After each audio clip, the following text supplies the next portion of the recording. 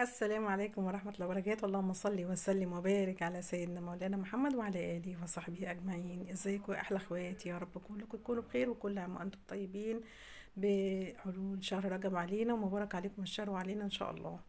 النهاردة إن شاء الله هنشوف بفكرة بسيطة جدا ازاي نجدد الأنتريه ونعمل له الكفر من الكفرات اللي طالعة ترندات اليومين دول، اللي هو بالقماش ده.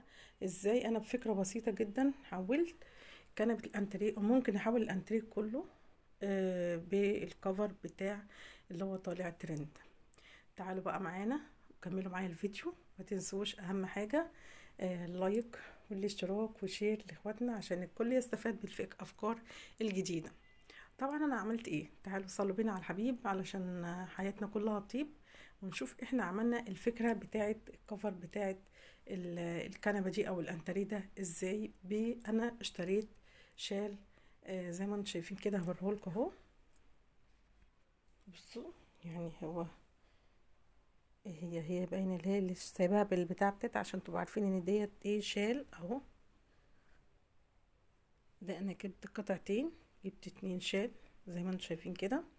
هو مترين عرض الشال، مترين في تقريبا 90 سنتي حاجة زي كده.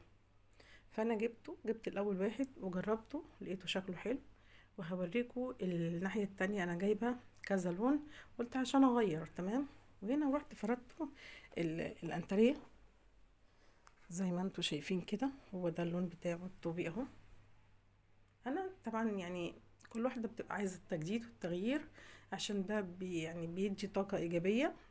الملل من كل حاجة بتشوفيها على طول على طول بيجي ملل وبتؤدي الى طاقات سلبية. فاحنا عايزين نجدد طاقتنا دايما، وندي لنفسنا باور كده، وندي لنفسنا ايه، نشاط وحيوية.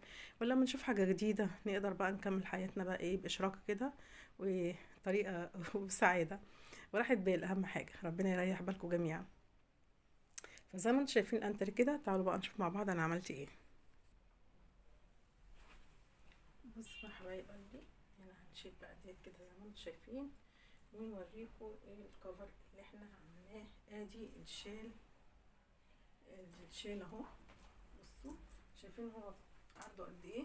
ادي مترين، قدامكم ادي متر، وادي متر كده، مترين.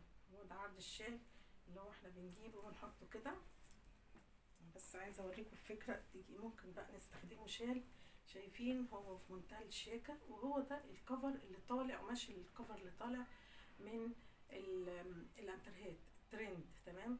فهو شايفينه انا قد ايه انا استغليت، وانا جبت كذا واحد. فعشان الكنبه بتاعتي طبعا كبيره، وطبعا لو حد عايز ممكن تجيبوا قماش وتقصوه على حسب. لكن انا قلت فكره الشال يعني احسن، ومش هتهدر معايا قماش، وهعرف اتحكم فيه اكتر من القماش اللي بالمتر هقعد اقص بقى وشغلنا. فده حلو يعني، هو كده يعتبر جاهز. فانا جبته كده اهو، وهنبتدي نحطه على، بصوا الانتريه بتاعي اهو، هو ده اللون بتاعه. حاطه واحد على الظهر بتاعي واعمله كده، هو بقى ايه، والفرشه التاني بنفس الشكل ده كده كده. بيتظبط معايا بسهوله جدا، وحلو جدا وسهل، وبيدي شكل روعه جدا. شايفين في ثواني يتفرش. ونبدا بقى ان احنا نقدر نحط بقى، نركز.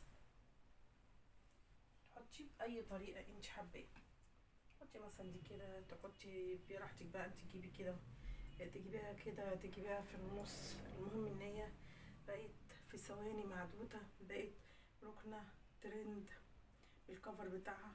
فدي افكار جميلة وبسيطة، حبيت اوريكم الفكرة عشان تستفادوا منها، وكلنا بنستفاد من بعض. ويا رب تكون عجبكم الفكرة، ويا رب كده تكون حتى مريح جدا ودافي.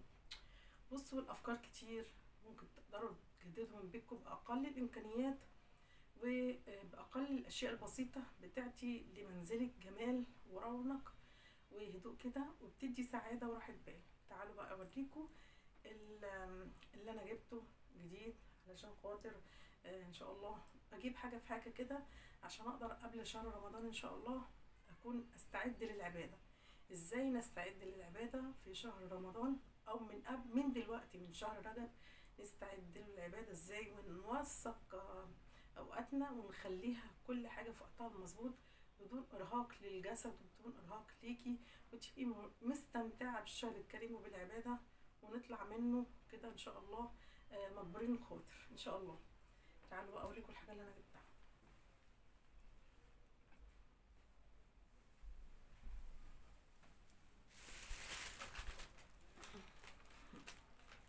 دي الزرعه اللي انا جبتها اهي. هي طبعا انا صراحه كان نفسي فيها من زمان، يعني انا بحب الخضره جدا. دي القاعده بتاعتها اهي، دي بتتركب، يعني الورقه اللي بتقع بتتركب مكانها، يعني دي الميزه بتاعتها ان هي بتتركب تمام. بس الورقه بتاعتها عريضه. الاخضر بقى مع الحاجات دي بتدي بصراحه جمال جدا جدا وشياكه. فيا رب بقى ان شاء الله كده تكون الفكره عجبتكم. و راحه البال دي انت اللي بتصنعيها بنفسك. دي ثقافه المراه اللي عايزه ان هي تكون يعني تكون قاعده مستقره في بيتها بهدوء كده واستقرار نفسي بالعباده بالدعاء، ودايما طول ما انت قاعده تستغفري وتصلي على النبي كتير جدا جدا جدا. ده بيحول حياتك من الفوضى الى الايجابي والسلبيات الى الايجابي تمام. طول ما انت قاعده كده تبتدي باسماء الله الحسنى، كل الحاجات دي بتبعث على بيتك الهدوء والسكينه والطمانينه، وبتملى بيتك خير وبركه وطمانينه واستقرار نفسي. يا رب يكون عجبكم الفيديو بقى، واهم حاجه قولوا لي ايه رايكم ديت، وايه رايكم في الفكره الجميله دي. يعني اتمنى يكون عجبكم الفيديو، وان شاء الله يا رب كده ان شاء الله نلتقي مع بعض في افكار جديده، وان شاء الله تجديدات باشياء بسيطه جدا وبتكلفه بسيطه، عشان طبعا عارفين ان الكفرات اللي هي طالعه ترندات دي بمبلغ وقدره. فان شاء الله هي فكره حلوه، وبصراحه يعني انا عن نفسي مستمتعه جدا بيها. وان شاء الله كده يا رب يكون عجبكم الفيديو. ما تنسوش بقى اهم حاجه اللايك والاشتراك والمشاركه لحبايبكم. بحبكم في الله، دمتم بالصحه والسلام عليكم ورحمه الله وبركاته.